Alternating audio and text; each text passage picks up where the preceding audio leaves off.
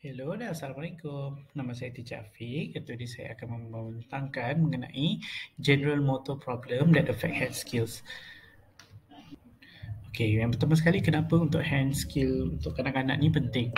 Ini kerana impairment of basic hand function sama ada dia punya reach, grasp, carry ataupun release di dalam early childhood akan hinder emergence of more advanced skills and bilateral hand use. Apa yang dimasukkan dekat sini, kalau anda kata pada peringkat awal kanak-kanak tersebut ada permasalahan daripada segi hand function dia, maka bila mereka meningkat dewasa, ianya akan mengganggu mereka punya proses untuk hand skill yang lebih advance atau lebih mahir. Sebagai contohnya menggunakan dua belah tangan untuk membuat dua benda bekerja yang berbeza. Macam contohnya kita menulis, satu pegang buku, satu pegang pensel. Benda tu kalau dari peringkat awal ianya mengganggu atau bermasalah, maka ianya mungkin akan membawa kepada peringkat seterusnya apabila mereka sudah dewasa sedikit. Bukan dewasa lah, tapi maksudnya sudah 2-3 tahun yang akan datang. Okay, so dekat sini kita terangkan apakah common problem yang affect dia punya seseorang punya hand skill. Yang pertama ialah is inadequate isolation of movement, poorly graded movement, insufficient force, poor timing movement, disorder in bilateral integration movement, and limitation in trunk movement and control. Okay, untuk poin yang pertama ni, dia panggil inadequate isolation of movement. Maksudnya, dia unable to combine wrist extension with finger flexion or elbow flexion with finger extension. Okay, untuk apa yang supaya senang untuk faham kat sini, maksudnya kalau kita nak mengambil sesuatu barang yang berada di depan mata kita, tangan kita akan gunakan pinching movement, kita akan pinch terus, kita akan ambil terus barang tersebut yang di depan mata. Tapi bagi mereka yang ada problem dekat bahagian ni, dia maybe instead of pinching, macam ambil barang kecil, kita biasa kalau kita ambil barang kecil macam duit, kita akan guna dua jari je, jari ibu jari dengan kita punya jari telunjuk. Tapi bagi mereka yang ada problem ni, mungkin mereka akan menggunakan lebih kepada tapak tangan dan maybe dia akan ambil menggunakan semua jari. Maksudnya dia punya movement tu tak sesuai dengan barang yang ingin dilakukan, aktiviti yang dilakukan. Okay, untuk poorly graded movement, dia punya movement is not effective graded in terms of range and strength. Maksudnya, dan juga di sini juga dia boleh berlaku di mana dia lock dia punya siku ataupun lock dia punya tangan lah. Lock yang dimasukkan, contohnya dia lock dia punya wrist. So, bila menulis tu, dia punya, atau kita nak cedok mengambil barang menggunakan sudu, kita minum makanan lah, kita nak makan sup kan, okay, kita nak makan bubur macam tu. Instead of kita gunakan wrist untuk ambil sudu tu, dia tak digunakan tangan sepenuh tangan tu. Maksudnya wrist tu dia lock. So kalau ada problem ni, maksudnya dia ada lock certain area di badan lah. For insufficient force, dia can be terbagi pada dua, iaitu disebabkan for tactile discrimination atau disebabkan muscle weakness. Maksudnya di sini macam contohnya kita nak menulis, kita kena pegang pen tu dengan betul, kita kena bagi pressure yang kuat dekat pensel atau pen tu supaya tulisan yang kita tulis tu nampak gelap atau nampak terang. Bukan nampak terang, nampaklah gelap. Okay. So bagi mereka yang tidak menekan ketika ingin menulis, ianya maybe akan menyebabkan mereka punya tulisan tu nampak kabur ataupun susah dibaca. Okay, baiklah, seterusnya adalah untuk disorder in bilateral integration movement. Di sini bermakna bilateral bermakna kebolehan seseorang untuk menggunakan kedua-dua belah tangan untuk melakukan sesuatu aktiviti.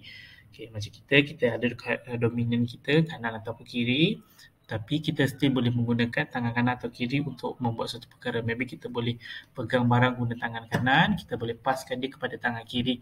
Itu tak ada masalah lah. Tapi bagi mereka yang ada disorder in bilateral integration movement ni, dia akan ada problem untuk menggunakan dua-dua belah tangan untuk melakukan sesuatu aktiviti secara serentak, ataupun berkemungkinan ada problem untuk cross midline. Cross midline di mana tangan kanan pergi ke area badan kiri, tangan kiri pergi ke area badan kanan.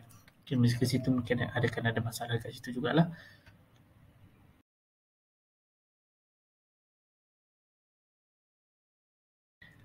Okay, baiklah. Sekarang seterusnya mari kita lihat cara untuk measuring handwriting performance.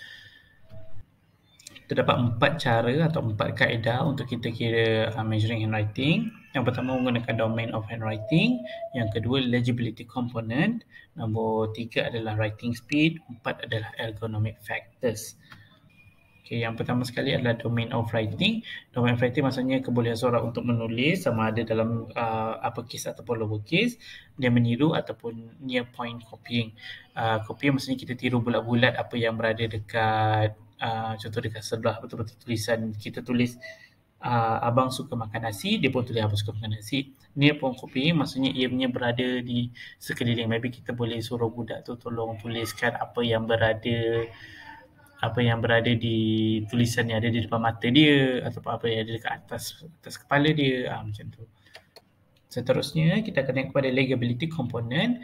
Legability bermaksud ialah kebolehan untuk membaca tulisan tersebut.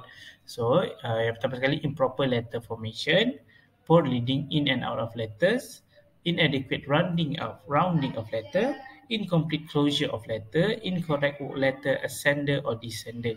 So maksudnya suatu tulisan yang ditulis tu boleh senang dibaca ataupun tidak. Adakah ianya ada huruf besar, huruf kecil, adakah huruf pertamanya dapat kecil, lepas tu huruf terakhir nampak besar, adakah sebaliknya, atau adakah dia punya tulisan tu straight ke kanan kiri, atau adakah dia macam menyinyit ke atas ke bawah. Itu pun cara untuk kita detect lah kalau seseorang itu ada masalah untuk handwriting.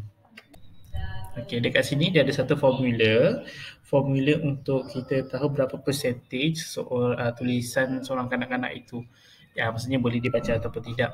Kita ambil dia punya total number of readable words bahagikan dengan total number of written words. Sebagai contohnya, kalau daripada total written word yang kita bagi dia ada 8, dia boleh tulis balik yang kita boleh baca hanya ada 4 je. So, dia akan jadi 4/8. 4/8 bermakna 1/2. 1/2 pula bermakna 50%. Maksud 50% lah yang boleh dibaca. Usually, yang kita sarankan atau kita cuba dapatkan adalah sebanyak 75% ke atas yang boleh dibaca. Okay, yang seterusnya adalah writing speed. Writing speed di mana untuk writing speed dia berbeza untuk setiap kanak-kanak. Ada kanak-kanak yang writing speednya laju, ada yang lambat. Cuma kita harap ianya bersesuaian dengan kanak-kanak tersebut lah. So maksudnya maybe waktu tadika maybe dia tulis tu ambil take time sikit, untuk ambil masa sikit untuk menyalin apa yang ada atas papan putih tu. Tapi bagi mereka yang dah sekolah rendah, sepatutnya masalah itu tiada masalah. Dia boleh tulis dengan laju dan boleh dibaca. So kalau setakat boleh tulis laju tapi tak boleh dibaca, ianya tak berguna juga. So kena boleh baca juga. So dekat situ tadi boleh guna juga word legibility percentage tadi, formula tu, untuk kita cek balik sama ada tulisan tu boleh dibaca ataupun tidak, ataupun perlu dibuat sesuatu untuk tackle masalah tersebut. Okay, baiklah, itu sahaja daripada saya. Terima kasih. Assalamualaikum.